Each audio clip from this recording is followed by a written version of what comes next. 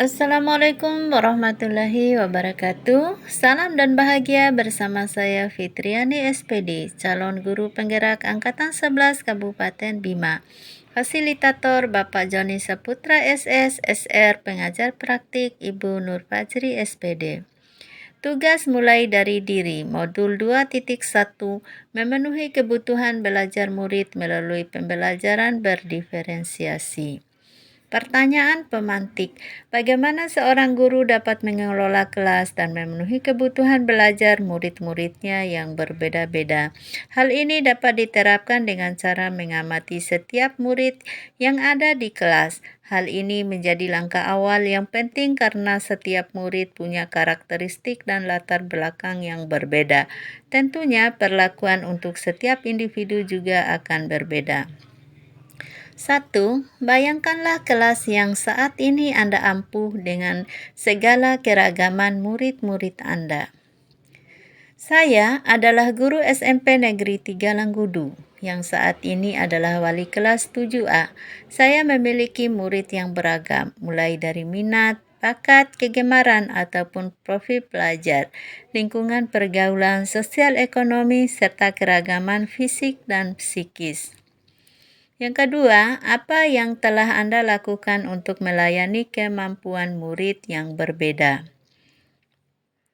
Untuk mengakomodir kebutuhan murid yang beragam, saya telah yang pertama melakukan asesmen diagnostik atau kemampuan awal siswa. Yang kedua, melakukan wawancara untuk mengetahui minat mereka. Yang ketiga, mengobservasi secara langsung sehingga mengetahui minat mereka. Yang keempat, berbekal data yang berbeda, saya membuat rencana pembelajaran dengan menerapkan strategi yang mengakomodir kebutuhan belajar peserta didik. Yang kelima, saya melakukan penilaian berdasarkan kriteria tertentu. Yang keenam, saya melakukan refleksi untuk perbaikan pembelajaran selanjutnya. 3. Apa yang Anda lakukan untuk membuat proses pembelajaran menjadi lebih mudah untuk murid Anda? Agar proses pembelajaran lebih mudah bagi murid, saya telah pertama menggunakan model pembelajaran yang mampu mengakomodir kebutuhan belajar mereka. Yang kedua, menerapkan beberapa metode pembelajaran. Yang ketiga, menggunakan beberapa sumber yang berbeda-beda. Menggunakan media pembelajaran yang beragam, melakukan penilaian efektif, kognitif, dan psikomotorik. Yang keempat, apakah ada perlakuan yang berbeda yang Anda lakukan? Jika ada, perlakuan seperti apa? Jika tidak ada, apa dampaknya terhadap murid Anda? Dalam proses pembelajaran, tentu saja perlakuan saya terhadap setiap individu berbeda. Hal ini saya lakukan sesuai dengan kebutuhan belajar mereka. Misalnya, untuk murid-murid yang memiliki kemampuan yang lebih dalam menyerap pembelajaran, saya menyediakan beberapa materi tambahan untuk memperdalam wawasan. Sedangkan untuk murid yang kemampuannya menyerap pembelajaran kurang, saya dampingi dan saya berikan waktu untuk memahaminya. Dampak dari kegiatan yang saya lakukan ini adalah murid yang kemampuannya lebih tidak akan gaduh mengganggu yang lain dan murid yang kemampuannya kurang dapat memahami pembelajaran dengan baik. 5. Sebutkan tantangan-tantangan yang Anda hadapi dalam proses pembelajaran di kelas yang disebabkan oleh keragaman murid-murid Anda tersebut. Tindakan-tindakan apa yang telah Anda lakukan untuk mengatasi tantangan-tantangan tersebut?